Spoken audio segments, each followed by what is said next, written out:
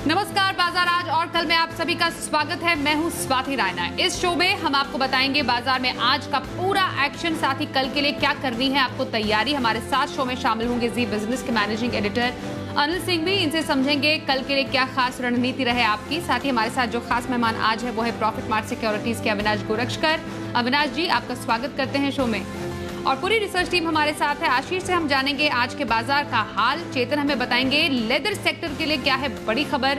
पूजा से समझेंगे टाटा मोटर्स में, जानेंगे सीमेंट शेयरों में क्यों दिखी मजबूती। देवांशी हमें बताएंगी क्यों खास है एमफी की रिक्लासिफिकेशन लिस्ट। लेकिन उससे पहले बाजार के आज के कारोबार पर एक नजर डाल लेते हैं। तो दिन भर दमदार तेजी दिखाने के बाद बाजार आखिरी घंटे में तेजी से फिसले और सेंसेक्स निफ्टी दिन के निचले स्तरों के पास जाकर सपाट बंद हुए। निफ्टी दिन की ऊंचाई से करीब 100 अंक फिसलकर 15,825 के नीचे बंद हुआ। सेंसेक्स ने इंट्राडे में 53,129 का नया लाइव हाई भी बनाया, लेकिन रिकॉर्ड स्तर से 250 अंक फिसलकर 52,860 के करीब बंद हुआ। हालांकि निफ्टी बैंक में अच्छी तेजी रही और ये करीब 370 अंकों के उछाल के साथ 35,580 के पास जाकर बंद हुआ। एफआईआईज और डीआईआईज की तरफ से आज क्या डेटा मिला समझते हैं। एफआईआईज यानी विदेशी संस्थागत निवेशकों ने कैश मार्केट में आज 543 करोड़ रुपए की बिकवाली की। वहीं डीआईआईज यानी घरेलू संस्थागत निवेशकों ने आज 521 करोड़ रुपए की खरीदारी की है।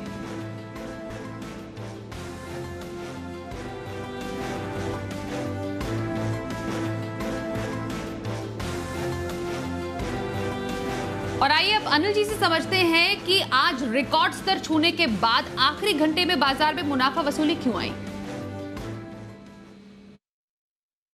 कल की शानदार तेजी के बाद भारतीय बाजारों में आज सुस्त शुरुआत होती दिखी। हल्के लाल निशान में बाजार खुलते हुए नजर आए, लेकिन जहां खुले वहीं से अच्छी रिकवरी बनती दिखी और इस रिकवरी के बाद दिन भर बाजारों ने मजबूती के साथ ट्रेड किया और सेंसेक्स ने एक बार फिर से आज इंट्राडे में नया रिकॉर्ड बनाया, ऐतिहासिक स्तर।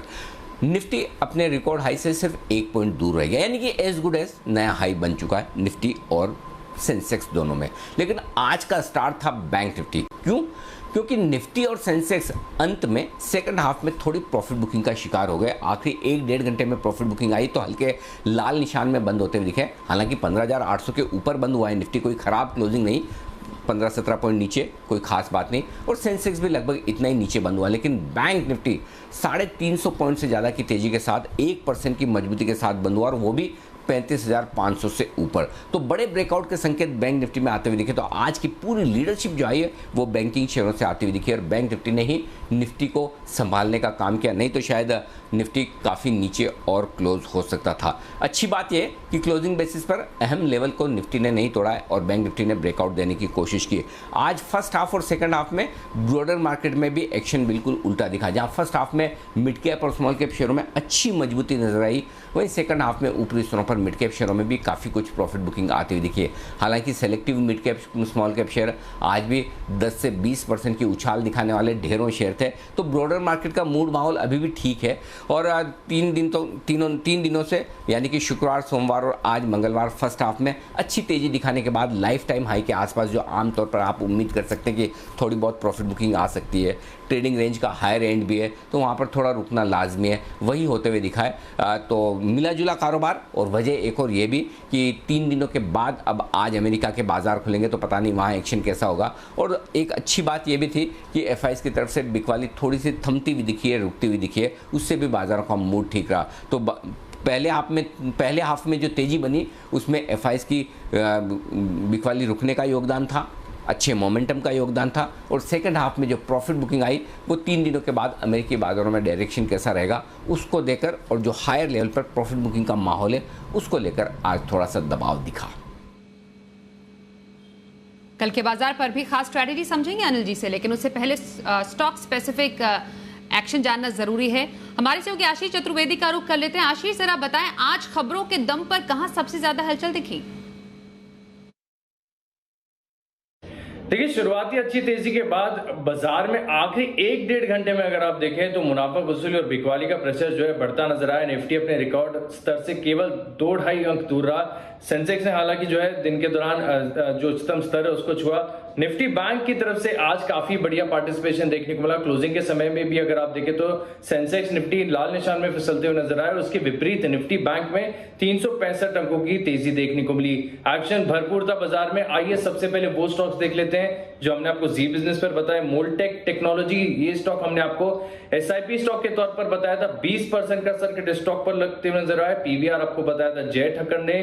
पालविया साहब ने आपको बताया गोदरेज कंज्यूमर, वहां पर 4 से 5% तक की मूव्स देखने को मिले और सीमेंट स्टॉक्स में तेजी थी और ढेर सारे स्टॉक्स में एक्शन देखने को मिला। अंबुजा सीमेंट आपको रिकमेंड किया था संदीप वागले साहब ने और देखिए अच्छी तेजी इस स्टॉक में देखने को मिली। लेकिन आज के बाजार में खास सबका फोकस में रहा वो है अनलॉक से जुड़े स्टॉक्स। आज देखिए वीआईपी इंडस्ट्रीज दिन के दौरान 7-8% के मूव्स इस स्टॉक में देखने को मिले। वंडरला हॉलिडेज 10% से ज्यादा की तेजी देखने को मिली। तमाम होटल स्टॉक्स में खरीदारी का रुझान देखने को मिला।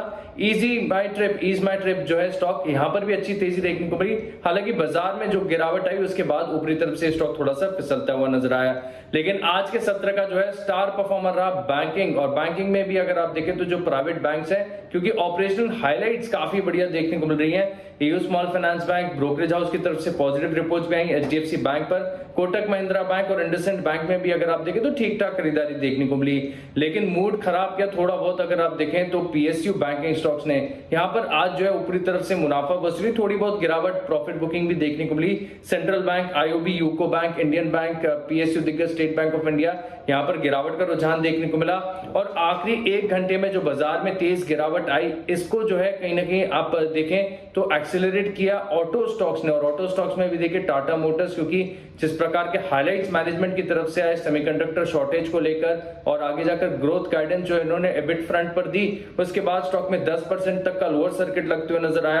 अशोक लेलैंड, एक्साइड जैसे स्टॉक्स में भी गिरावट देखने को मिली। आईटी स्टॉक्स में भी अगर आप देखें तो जो आज मोमेंटम था वो नेगेटिव साइड पर ही देखने को मिला। दिग्गज tech Mahindra, TCS, Sonata software, Infosys गिरावट के साथ बंद हुए। फार्मा स्टॉक्स में भी अगर आप देखें तो आज मुनाफा वसूली हावी होती हुई नजर आई। JB Chemicals, Biocon, Hikal, Indoco Remedies, mid cap space से यहां पर एक गिरावट का रुझान देखने को मिला। मेटल स्टॉक्स में देखिए एनएमडीसी, ओएफएस का असर था, थोड़ी बहुत गिरावट वहां पर देखने को मिली। इसके अलावा हिंदुस्तान कॉपर है, नालको, हिंडाल्को, हिंदुस्तान जिंक गिरावट के साथ बंद हुए।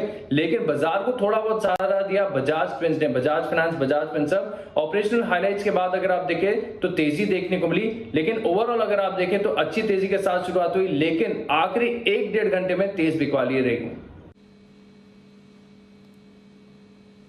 अविनाश जी आपके पास आ रहे हैं, ये समझना चाहते हैं बाजार के आज के कारोबार से आने वाले दिनों के लिए क्या संकेत मिल रहे हैं, क्या स्ट्रैटेजी रखनी चाहिए और हफ्ते भर का नजरिया, पोजिशनल व्यू कहां रखने की सलाह देंगे? मुझे लग रहा है कि मार्केट्स में वॉलेटिलिटी थोड़ी ज़्यादा बढ़ेगी क्योंकि अभी नतीजों का सीजन 8 तारीख से शुरू होने वाला है। हमको लग रहा है कि मार्केट्स में, जैसे मैंने पहले भी कहा, कि स्टॉक स्पेसिफिक एक्टिविटी ज़्यादा देखने को मिलेगी। आज टाटा मोटर्स के शेयर में आपने देखा कि बहुत ही खराब तरीके से शेयर गिरा in the last half an hour. Company ने काफ़ी नेगेटिव न्यूज़ कही। उसके बाद अगर हफ्ते भर का नजरिया है तो मुझे लग रहा है कि आपको टीसीएस पे नजर रखना चाहिए। टीसीएस एक बहुत ही बेहतरीन विकल्प हो सकता है। हमको लग रहा है 8 से 10 दिन के लिए अगर किसी को खरीदना है तो 3412 का टारगेट प्राइस रखिए और करीबन 3100 का 3262 का प्राइस है, 3187 का स्टॉप लॉस रखिए। मुझे लग रहा है कि ये नतीजे के साथ एक अच्छा शॉर्ट टर्म पिक बन सकता है और medium to long term prospects तो यहाँ पे अच्छे ही है। तो टीसीएस मेरा पोजिशनल पिक रहेगा मेरी तरफ से। हफ्ते भर का नजरिया टीसीएस में खरीदारी की सलाह अविनाश गोरक्षकर की। आज के खास मेहमान से बातचीत हमारी जारी रहेगी। कुछ आज की बड़ी खबरों का भी रुख कर लेते हैं।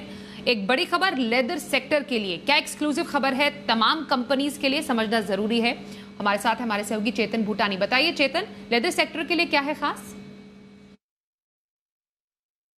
जी बिल्कुल, अब देखा जाए तो भारत सरकार का फोकस अब लेदर सेक्टर की तरफ बढ़ने लगा है। इनफैक्ट जो हमारे टॉप गवर्नमेंट सोर्सेज हमको इस टाइम पे इंडिकेशन दे रहे हैं वो ये है कि लेदर सेक्टर के लिए एक प्रोडक्शन लिंक्ड इंसेंटिव स्कीम बनाने का प्रपोजल अब जल्द ही बाहर आ सकता है। In fact commerce minister Piyush Goyal ने इंटरनल मीटिंग्स में काफ़ी बार ये बोला है कि लेदर सेक्टर को मजबूत करने की ज़रूरत है और एक हेल्पिंग हैंड देने की ज़रूरत है, क्योंकि कोविड के चलते काफ़ी एम्प्लॉयमेंट अपॉर्चुनिटीज़ मारी गई थी लेदर सेक्टर में और टेक्सटाइल सेक्टर में। तो डेफिनेटली आने वाले समय में हम देख सकते हैं कि finance ministry, textile ministry, NITI Aayog, ये 3 से 4 मिनिस्ट्रीज मिलकर एक एक PLI स्कीम का गठन जल्द ही करेंगी, जिसमें 6 से 8% तक के बीच में एक production linked incentive scheme Bharat सरकार तैयार करके ला सकती है बाहर। इनफैक्ट जो DPIIT है, department of promotion and industrial training के जो मिनिस्ट्री है डिपार्टमेंट ऑफ कॉमर्स के अंदर जो आती है, जो इन्वेस्टमेंट अपॉर्चुनिटीज देखती हैं, वो ये स्पीयरहेड करेंगी बाकी कंसर्न मिनिस्ट्रीज के साथ। इनफैक्ट आपको याद हो कि हिंदुस्तान ने पिछले साल में $3.67 बिलियन का एक्सपोर्ट किया था, और हिंदुस्तान जो है लगभग 13% कंट्रीब्यूट करता है वर्ल्ड की लेदर प्रोडक्शन को। तो डेफिनेटली डोमेस्टिक कंपनीज के लिए काफी अच्छी खबर यहाँ पे हो सकती है अगर ये PLI स्कीम बाहर आती है, और काफी एम्प्लॉयमेंट जनरेशन को बूस्ट मिलेगा, और काफी ज्यादा अच्छी खबर रहेगी डोमेस्टिक कंपनीज के लिए, जो कि जैसे बाटा है, वैसी कंपनीज जो लेदर में काफी एक्टिवली इन्वॉल्व है। तो डेफिनेटली आने वाले समय में हम देख सकते हैं कि डोमेस्टिक कंपनीज के लिए PLI स्कीम लेदर सेक्टर में आने की संभावना है। चलिए आगे बढ़ते हैं और फोकस करते हैं शिफ्ट टाटा मोटर्स की तरफ। हमने देखा शेयर अचानक से फिसल गया, इस गिरावट के पीछे वजह क्या है? पूजा हमारे साथ है, उनसे समझते हैं। पूजा सर बताएं, टाटा मोटर्स की गिरावट के पीछे क्या बड़ी वजह बताई जा रही है? जी, टाटा मोटर्स में आज जो तेज गिरावट देखी गई, और उसके पीछे की वजह थी कंपनी ने जो अब गाइडेंस जारी की है। पहले उनका कहना था कि एबिट मार्जिन 4% से ज्यादा रहेंगे और free cash flow break even पर आ जाएगा FY21 के लिए, लेकिन अब जो उनका बयान आया है उसकी वजह से हम देख रहे हैं कि आज स्टॉक में कमजोरी देखी गई है। Q1 में नेगेटिव एबिट मार्जिन और £1 बिलियन का कैश आउटफ्लो संभव है। Q1 के मुकाबले Q2 में ज्यादा कमी होने की आशंका है, और जो चिप शॉर्टेज होगा उससे माना जा रहा है कि होलसेल वॉल्यूम 50% से कम रहने की संभावना है। तो जो पहले गाइडेंस दी थी और अब जो गाइडेंस दी है उसकी वजह से आज एक नेगेटिव रिएक्शन टाटा मोटर्स के स्टॉक में देखने को मिला। चलिए टाटा मोटर्स पर तो बात हुई, सीमेंट शेयरों का रुख कर लेते हैं। यहां पर इनफैक्ट एक मजबूती देखने को मिल रही है, और ग्रोथ के ट्रिगर्स क्या हैं और क्या कारण है जरा समझते हैं। मानसी दवे हमारे साथ है। मानसी जरा बताएं, सीमेंट शेयरों में मजबूती क्यों?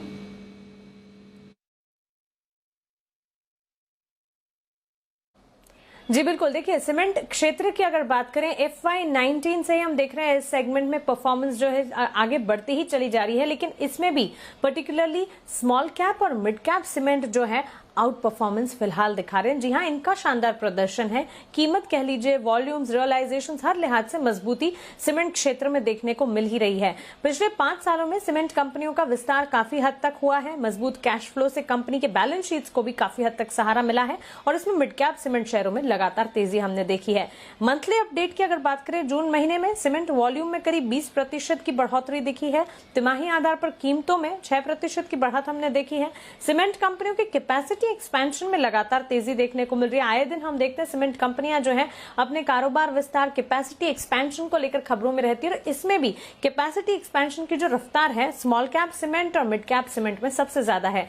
इसे हमने बाइफर्केट करने की कोशिश की। सीमेंट कंपनियों को कैपेसिटी के ही बेसिस पर लार्ज कैप प्लेयर्स जो है 30 मिलियन टन पर एनम या उससे ज्यादा, मिड साइज प्लेयर्स जो है 13 से 30 मिलियन टन पर एनम या उससे 13 से 30 मिलियन टन पर एनम, और स्मॉल प्लेयर्स जो है 4 से 13 मिलियन टन पर एनम। इस दायरे में 3 सेगमेंट में हमने सीमेंट कंपनियों को क्लासिफाई किया, और इसमें लार्ज प्लेयर्स जो हैं वो UltraTech, Shri cement, ACC, Ambuja जैसी कंपनियां हैं। मिड साइज प्लेयर्स जो हैं डालमिया भारत, हाइडेलबर्ग, रैमको सीमेंट, जेके सीमेंट, बिरला कॉप जैसी कंपनियां हैं, और स्मॉल प्लेयर्स में जेके लक्ष्मी सीमेंट, ओरिएंट सीमेंट, सागर सीमेंट, मंगलम सीमेंट जैसी तमाम कंपनियां हैं।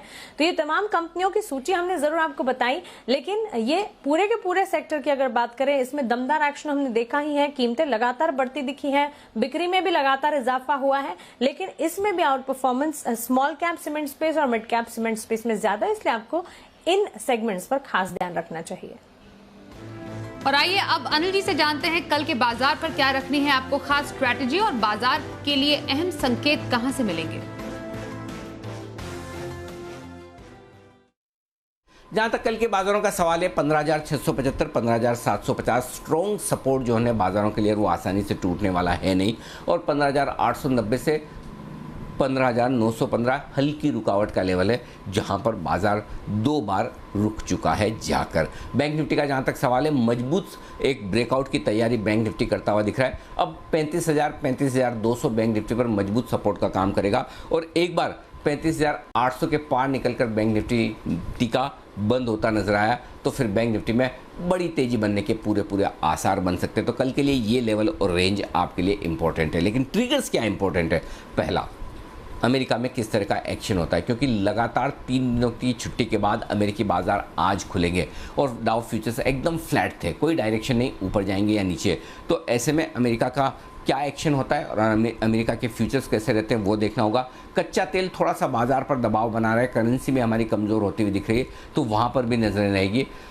इसके अलावा हमारे लोकल मार्केट्स में एक ही ट्रिगर है, एफआईज की तरफ से थोड़ी राहत के संकेत आए कि थोड़ा बेचना कम किया है, वो कल दिखा था। अब आज के सेशन में देखते हैं कि एक दिन का हाथ रोकने के बाद फिर से आज की बिकवाली में एफआईज का ही योगदान ज़्यादा है, तो फिर वो थोड़ा सा मूड ख़राब करने वाली बात हो जाएगी। लेकिन इसके साथ ही अगर ट्रेडर्स की पोजीशन आज हल्की हो जाती है तो फिर बाजार लोअर लेवल से फिर से सपोर्ट ले सकता है। तो ओवरऑल रेंज बाउंड मार्केट में रेंज 15,700 16,000 की लेकर चले फिलहाल, और उसके बाद देखेंगे क्या कुछ आगे होता है। तो ओवरऑल बाजारों का मोमेंटम स्ट्रॉन्ग है, मजबूती की तरफ ही है, तो हर डिप पर बाय करने की, खरीदारी करने की राय है। मिड कैप और स्मॉल कैप शेयरों में एक्शन अब भी आगे मजबूती का बना रहेगा, वहां पर चिंता की कोई खास बात नहीं।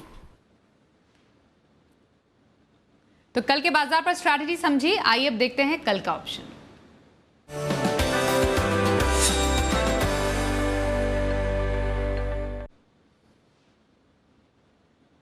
बात करते हैं एक्सिस सिक्योरिटीज के राजेश पालविया से। राजेश जी, बहुत स्वागत है आपका शो में। कल के लिए खास स्ट्रैटेजी कहां?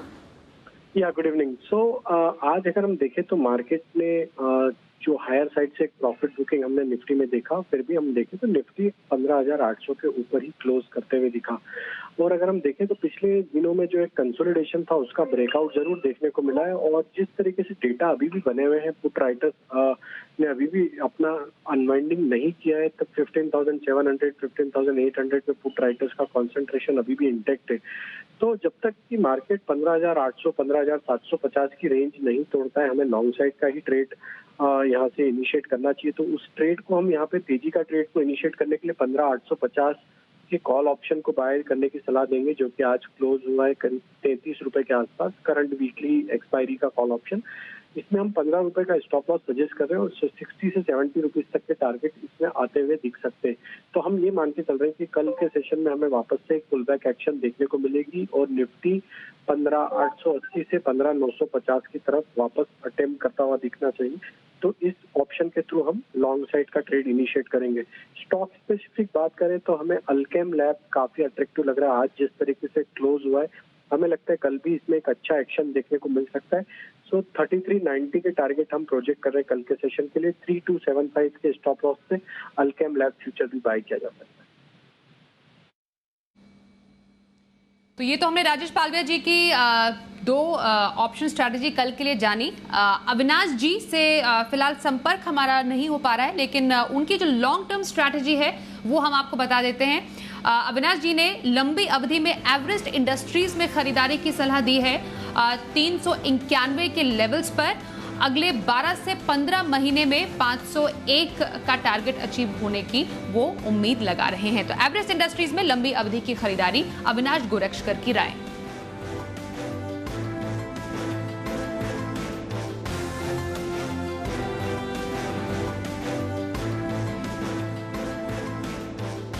तो इसी के साथ आज के इस शो में बस इतना ही। तमाम सहयोगियों का करते हैं शुक्रिया हम तक एक्सक्लूसिव खबर और रिसर्च पहुंचाने के लिए। वक्त एक ब्रेक का है, पर खबरों का सिलसिला आगे भी जारी रहेगा। देखते रहिए सी बिजनेस।